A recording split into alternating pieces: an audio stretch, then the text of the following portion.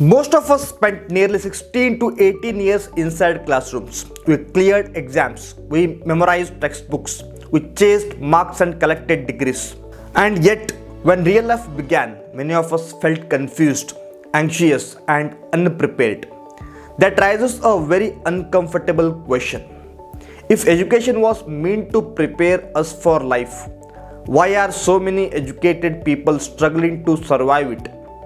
This is not a rant, this is a reality check, backed by data, global comparisons, and uncomfortable truths.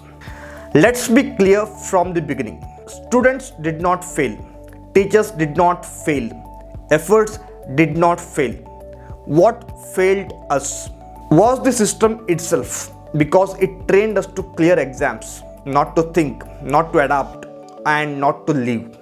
India today produces more than 1.5 crore graduates every year. Yet, multiple industry surveys shows that a large share of them are not employable for modern jobs. Youth unemployment remains high, despite record numbers of degree holders. That contradiction tells us something is fundamentally broken. At its core, India's education system is built on three dangerous assumptions. First, that marks equal intelligence. Second, that memory equals knowledge. And third, that a degree automatically equals capability. From early childhood, rote learning dominates. Questioning is discouraged. Curiosity is quietly replaced by fear. Fear of marks, fear of failure, fear of falling behind.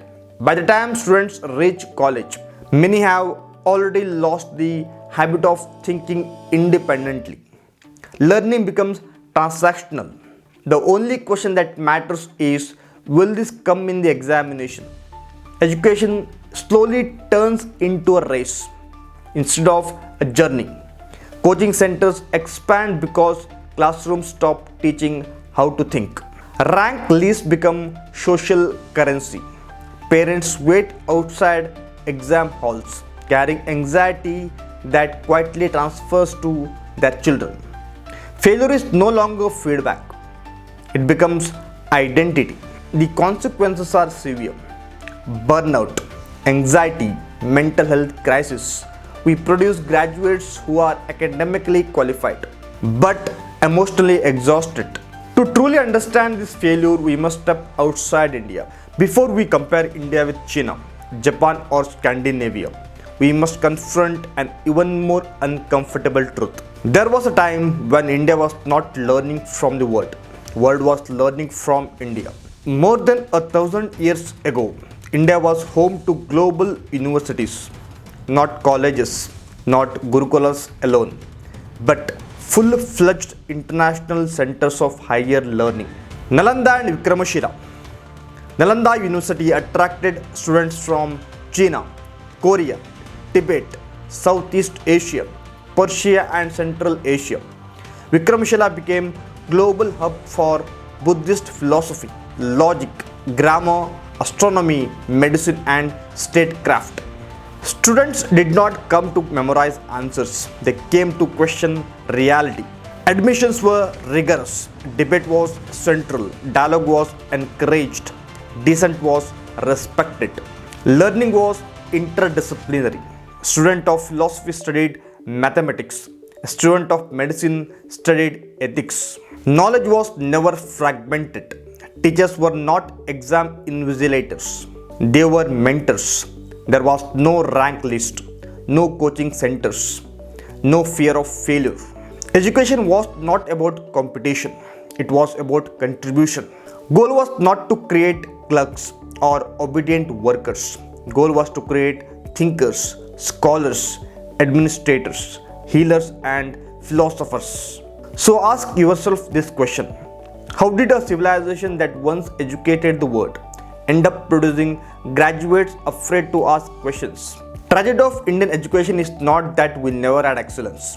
It is that we forgot what excellence looked like. Colonial rule did not just destroy institutions, it replaced purpose. Education was redesigned not to create thinkers but to create clerks. After independence, access expanded but vision did not.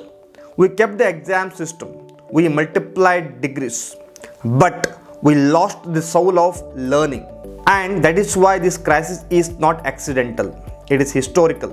Only when we remember Nalanda and Vikramshila do we realize how far we have fallen. And only then can we understand why reform is not optional. Now let us look at China. China is also exam heavy, but the philosophy is completely different. In China, education is treated as national capacity building, not social filtering.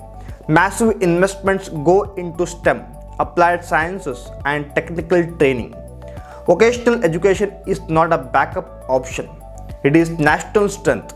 Even average students are trained to become skilled technicians, machine operators, industrial specialists. Universities, industries, and state goals move together. China does not just produce degree holders, it produces workforce that can execute at scale. Now look at Japan. Japan focuses on something India almost ignores: character building. Students clean their own classrooms. Moral education is compulsory. Teamwork matters more than rank. Discipline is not enforced by fear, it is shaped by culture. The result is high social trust, strong work ethic, low crime. Now compare that with Scandinavia. Finland, Sweden, and Norway flipped the system entirely. Minimal exams, no rank obsession, highly trained, respected teachers. Mental health is central, failure is normalized. These societies trust children. India pressures them, India filters students. China deploys them, India tests memory. Japan builds character, India pressures childhood, Scandinavia protects it. So why did India get stuck? Colonial exam mindset, mass population without personalization, fear-driven parenting, job insecurity shaping education choices. Education became survival, not development. But education was never meant to do only this.